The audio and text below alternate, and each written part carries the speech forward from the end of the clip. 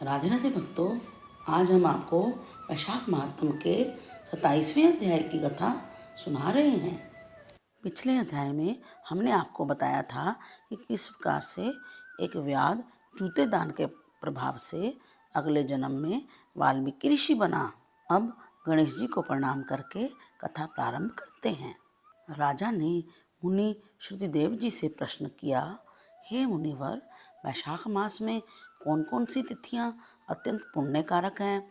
उनमें क्या क्या दान करना चाहिए और किसने इनको प्रख्यात किया, यह सब भी बताइए। तब श्रुतिदेव जी कहने लगे, हे राजन, वैशाख मास की सभी तिथियां अति उत्तम हैं। प्रत्येक तिथि में किया गया दान कई गुना फल देने वाला है। संपूर्ण तीर्थ करने से जो फल प्राप्त होता है, वैसा ही फल एक एक तिथि में स्नान, दान, तप, होम, पूजन आदि से प्राप्त होता है। कथा सुनने से तत्काल मुक्ति मिलती है।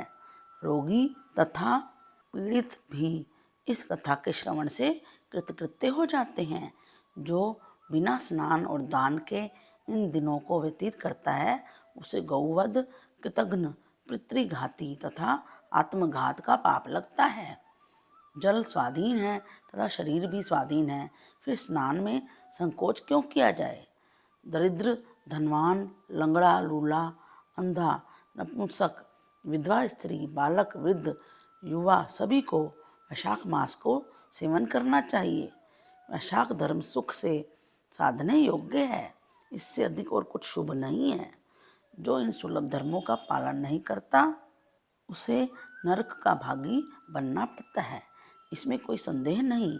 जैसे दही को मथ कर मक्खन निकालते हैं, वैसे ही इस मास की तिथियों को अलग अलग बतलाता हूँ।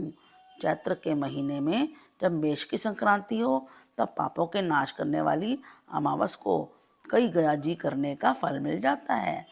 मैं नरक और पितरों का एक पुराना इतिहास बताता हूँ। आनर्त देश में धर्मवर्ण नाम का एक ब्राह्मण था। उसने इस घोर कलयुग में मनुष्यों को पापों में रत देखा।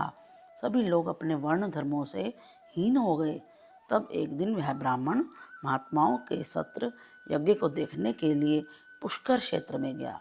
वहाँ ऋषि मुनि शास्त्र अनुकूल पुण्य कथाओं का वर्णन कर रहे थे।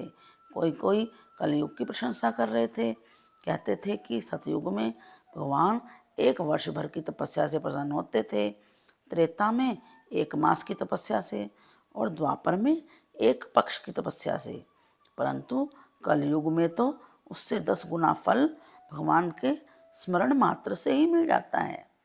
कलयुग में थोड़ा सा पुण्य कर्म भी अधिक फल देता है। जो दया, पुण्य, दान, धर्म आदि कुछ भी नहीं कर सकते, उनके लिए केवल हरि नाम उच्चारण करना ही अति उत्तम है।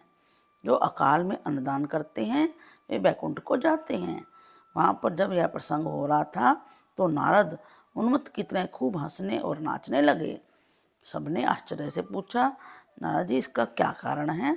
तो उन्होंने उसी अवस्था में उत्तर दिया कि कलयुग तो प्रशंसनीय है, क्योंकि इसमें केशव भगवान स्मरण मात्र से ही प्रसन्न हो जाते हैं। तब भी मैं तुमसे कहता हूँ कि इंद्रिय और जिह्वा को वश में करना अति कठिन है। जिसने इन दोनों को वश में कर लिया, वह साक्षात जनार्दन के ही तुल्य है। अतः कलयुग के आगमन पर तुम्हारा यहाँ ठहरना ठीक नहीं है। सो पाखंड में भूमि को त्याग कर अन्यत्र कहीं जाकर विचरने करो। वे सब मुनि ऐसे वचन सुनकर यज्ञ समाप्त कर कहीं पर्वतों पर चले गए। धर्मवर्ण भी यह सुनकर नैष्ठिक ब्रह्मचर्य व्रत धारण करके, छाल के वस्त्र पहनकर, कमंडल लेकर, जटा बढ़ाकर कलयुग के अनाचारों को देखने लगे कि संपूर्ण मनुष्य जाति घोर पापों में लगी हुई है। ब्राह्मण, सन्यासी, शूद्र सब पाखंडी हो गए हैं। पत्नी पति से विरोध करती है, पुत्र पिता से, सेवक स्वामी से और शिष्य गुरु से द्वेष कर रहे हैं। ब्राह्मण शूद्र हो गए, वेद कहानी मात्र रह गए। वेद विरुद्ध कर्म करना साधारण बात हो गई है। भूत प्रेत आदि की सब पूजा करते हैं। संपूर्ण मनुष्य कुकर्मों में लगे हुए प्राण को त्याग देते हैं। झूठी गवाही और मन में कपट की भावना रखते हैं। यह सब देखते घूमते आश्चर्ययुक्त होकर वे पितृलोक में गए। वहाँ पितृगणों को भी बड़े भयंकर दुखों में, अंधकूपों में पड़े हुए त्राही त्राही करते हुए देखा, जहाँ किसी प्रकार का सहारा नहीं था। उन्हें देखकर बहुत विस्मित हुए। दयालु होकर बोले, तुम कौन हो? तुमने ऐसे कौन से घोर दुष्कर्म किए थे जिनसे तुम यहाँ पर पड़े हो? तुम किस गोत्र में उत्पन्न हुए हो? तुम्हारा कैसे उद्धार होगा? यह सब तुम मेरे सामने कहो, तुम्हारा आज ही कल्याण हो जाएगा। उनके ऐसे वाक्य सुनकर दुख से व्याकुल होकर पितृदेव प्रसन्न हो दीन वाणी में कहने लगे, हम श्री वत्स गोत्री हैं, हमारा वंश पाप से क्षीण हो गया, हमारे लिए पिंड देने वाली कोई भी संतान नहीं, इसी से हम दुरात्मा इस अंधकूप में पड़े हुए हैं। हमारे कुल में एक धर्मवर्ण ही बड़ा यशस्वी है, वह सबको छोड़कर अकेला ही विचरता है। उसने गृहस्थी धारण नहीं की है, वही दुर्वा का तंतु रूप है कि जिससे पकड़कर हम लोग लटक रहे हैं। धर्मवर्ण की आयु क्षीण होने पर हम सब इस अंधता मिश्र दुर्गम कूप में गिर पड़ेंगे। इससे हे तात, तुम पृथ्वी पर जाकर धर्मवर्ण को समझाओ कि तेरे पितृ दुख और पीड़ित हैं, केवल तेरे सहारे लटक रहे हैं। तेरे मरने और संतान न होने पर वे और तुम सब अंधता मिश्र कूप में पड़ोगे। इसलिए तुम गृहस्थ धर्म धारण करके संतान वृद्धि करो। जब वह संतान गया में जाएगी, वह शाक धर्म करेगी, एकादशी आदि का व्रत करेगी तथा पापनाशनी कथा सुनेगी, तो उसकी 100 पीछे की और 100 आगे की पीढ़ियां नरक में जाने से बच जाएंगी। तभी हम सबको भी अच्छी गति प्राप्त होगी। तुम ऐसे सत्य वाक्य सुनाकर धर्मवर्ण को गृहस्थी में प्रवृत्त करो। पितृश्वरों के ऐसे वचन सुनकर अचंभे में पड़कर रोता हुआ धर्मवर्ण हाथ जोड़कर नमस्कार करके बोला, हे महात्माओं, मैं ही तुम्हारा दुराग्रही वंशधर धर्मवर्ण हूँ। मैंने यज्ञ में महात्मा नारद जी के कहे हुए वचन सुने थे, फिर पृथ्वी पर बहुत से पापी मनुष्यों को देखा, कुसंगति के डर के मारे दीपांतरों में विचरता रहा। इस समय कलयुग के अंतिम पाद के भी 3.5 भाग व्यतीत हो गए हैं।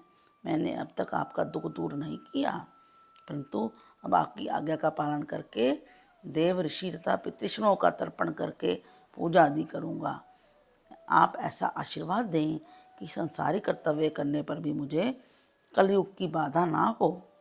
हे राजन, धर्मवर्ण के यह कहने पर पितृश्वर बोले, हे पुत्र, तू गृहस्थ धर्म में प्रवृत्त हो, संतान उत्पन्न करके हमारा उद्धार कर, क्योंकि जिसके घर में तुलसी वृक्ष, शालिग्राम शिला, महाभारत आदि ग्रंथ हैं, जहाँ कथा सत्संग होते हैं और हरि सिमरण कीर्तन आदि अशाक धर्म होते हैं, वहाँ कलयुग बाधा नहीं पहुँचाता। हे पुत्र, तू पापात्मा युग की चिंता मत कर और शीघ्र घर जा। इस माधव मास में सबके उपकार के लिए मेष की संक्रांति को सभी तिथियों में अशाक धर्म का पालन कर, जिसके करोड़ों गुने फल मिलते हैं। चैत्र की अमावस में पिंडदान श्राद्ध आदि कर, जल से भरा हुआ घड़ा जिसमें कपूर और अगर की वासना हो दान कर, सबके उपकार के लिए गृहस्थ बनकर उत्तम संतान प्राप्त कर, पीछे मुनि की वृत्ति धारण करके सुखपूर्वक द्वीपों में विचरना।